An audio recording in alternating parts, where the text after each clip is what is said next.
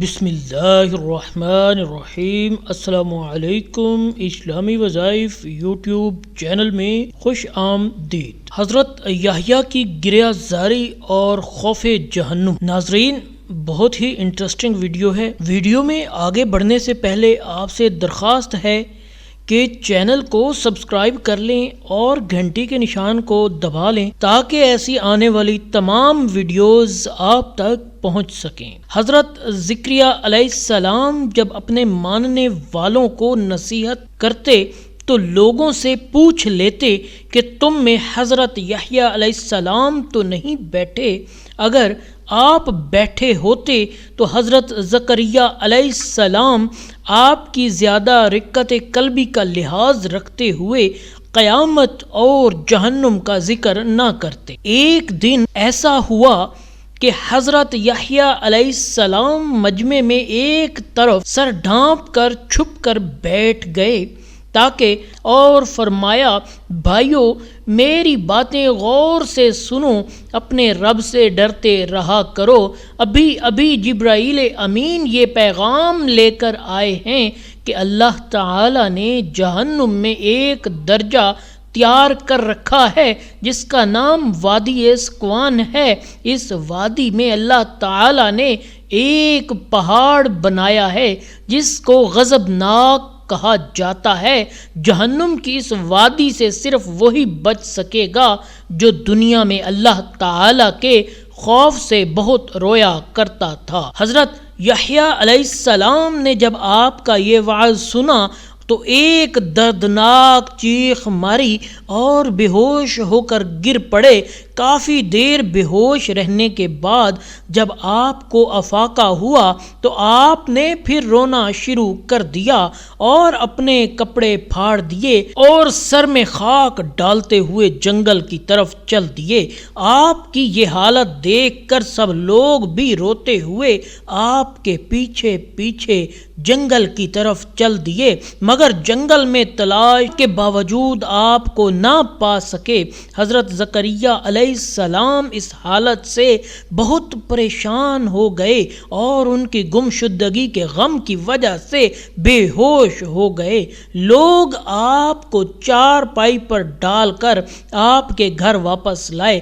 جب آپ کی زوجہ محترمہ نے یہ صورتحال دیکھی تو لوگوں سے حضرت یحییٰ علیہ السلام کے بارے میں پوچھا۔ لوگوں نے ان کو سب کچھ بتا دیا جس سے ان کی آنکھوں میں آنسو آ گئے، اور حضرت یحییٰ علیہ السلام کی والدہ نے جب یہ بات سنی تو صبر نہ کر سکیں، اپنی لاٹھی اٹھائی اور یحییٰ علیہ السلام کی تلاش میں نکل پڑیں۔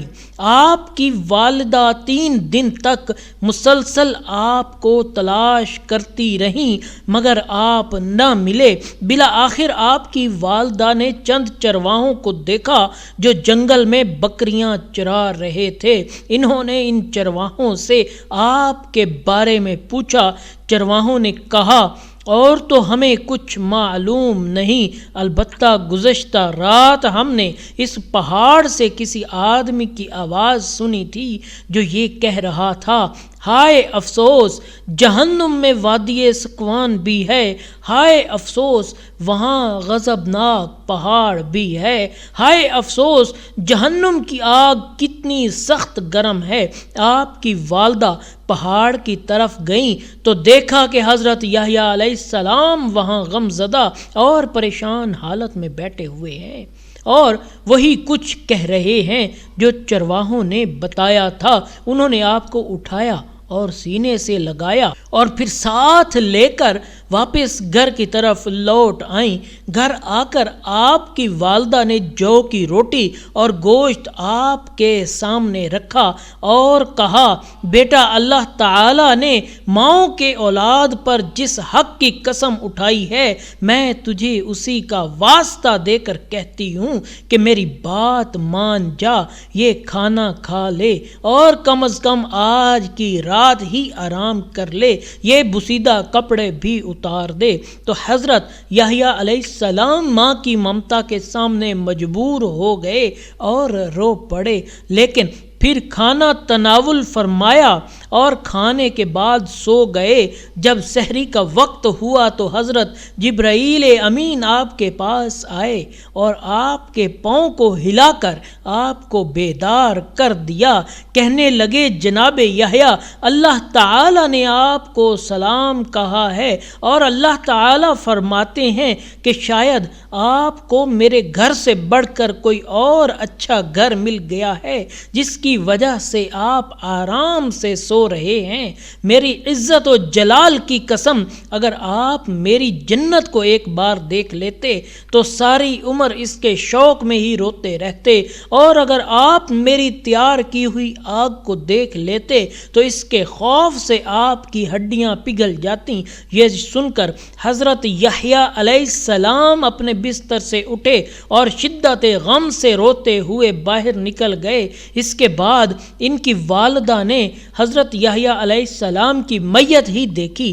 حضرت یحییٰ علیہ السلام کو کسی بدبخت ظالم نے قتل کر دیا تھا۔ حضرت یحییٰ علیہ السلام نے رات جو کی روٹی پیٹ بھر کر کھا لی اور عبادت الہی میں حاضر نہ ہوئے تو اللہ تعالی نے وحی کی کہ اے یحییٰ، کیا تو نے اس دنیا کو آخرت سے بہتر سمجھا ہے یا میری جوار رحمت سے بہتر تو نے کوئی جوار پا لیا ہے؟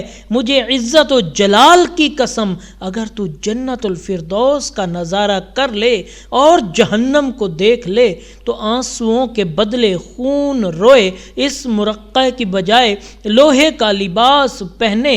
ایک دن حضرت زکریہ اپنے بیٹے کے پیچھے گئے تو کیا دیکھتے ہیں کہ پانی میں کھڑے ہوئے پیاس سے بے تاب ہیں اور خدا سے التجا کرتے ہیں، قسم ہے تیری عزت کی، جب تک معلوم نہ ہو کہ تیرے پاس میرا درجہ کیا ہے ہرگز پانی نہ پیوں گا۔